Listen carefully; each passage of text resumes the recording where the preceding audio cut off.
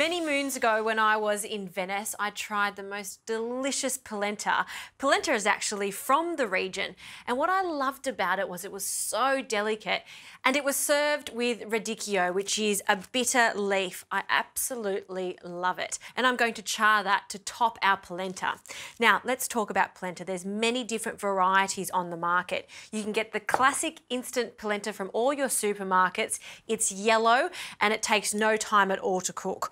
Or if you go for a hunt, and that's what I've done, I've found some white polenta. This you can find at selected delis. And what makes it so different is it's made from white cornmeal. It's finer in texture, so it's got a beautiful mouthfeel as it's cooked. And I think that the flavour is far superior. Now, I've got about 250 grams of white polenta here, and I've just been heating up about 2 litres of stock. I've brought that to the boil.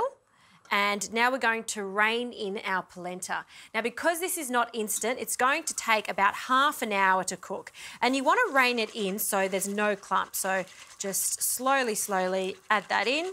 And you can see that that's hot stock, which is what we're after. Keep reining it in. And now this is where it's a bit of a labour of love. You need to constantly stir this and whisk it for about that 30 minutes or until when you have a taste of it, it's not grainy. You want it to be really soft and lush. Now, just for a moment, I want to prepare my radicchio. So in a bowl, I'll just cut the radicchio into quarters, and I want to keep the stalk on it so it stays in its shape. So just big chunks, and it looks quite chunky now, but after grilling for a while, it does cook down. And I'll just separate them because what we want to do is get some salt, pepper and olive oil on them. So a good drizzle over the top, freshly cracked pepper and a good pinch of salt. Excellent. So these don't take long to cook. They're going to take about 5 minutes on each side, but I'm just waiting for that grill to get really hot. In the meantime, I'm going to keep an eye on my polenta, keep stirring it, and if it needs a little more stock, I've got some on standby, just going to add it.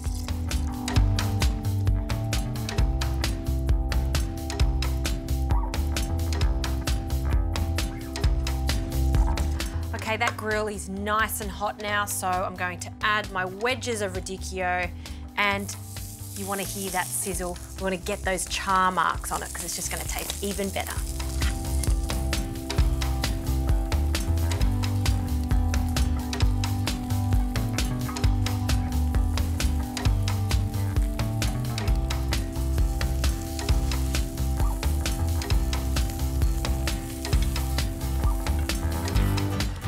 Okay, this is about right, and you can see when it starts to just fold on itself like a little wave, you know it's ready. And another key indication are these bubbles. It almost looks like hot lava pouring out of Mount Vesuvius, maybe? So now we're going to add some butter. I'm just being a little cheeky. We'll add that first. And just like you're making a risotto, you want to turn it off at this stage and then add lots of Parmesan cheese. So I haven't added any salt yet. The stock had some salt in it, and also the cheese is salty enough. And you can see I've transferred over to a wooden spoon, and this just makes it so much easier to mix and just scrape the base so nothing is catching. So a few generous handfuls of cheese, lots of cheese. And we'll just fold that in. I just love polenta, particularly in the cooler months, because you can see how filling and warming it's going to be. Okay, back over to the radicchio. I've taken it off the grill. It's cooled down slightly, still warm. I'm going to add some really good quality balsamic vinegar. So we'll just drizzle that over the top, and with a fork and spoon, just going to coat that, and that's going to be our garnish. It smells so good. Okay, let's plate this up. We'll take our spoon out. I'm going to use a ladle, and I like to serve this on a plate. We're just going to drizzle that. See that? That's the perfect consistency. Not too stodgy. It's just really, really smooth. Oh, love it. And we're just going to tap that out slightly so it just fills almost the plate. And our balsamic radicchio can go on top in the centre. Oh, Gee, that looks good. I'll just get some of that warm balsamic in the bowl. Drizzle that over the top.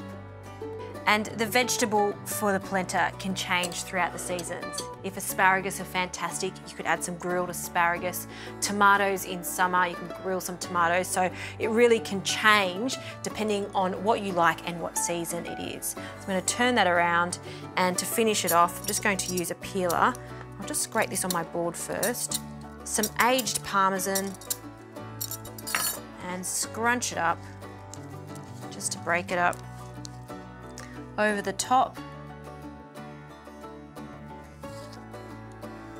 And then a last little drizzle of really good quality extra virgin olive oil. Oh, that is just stunning. A very simple dish, but that's Venice on a plate right there.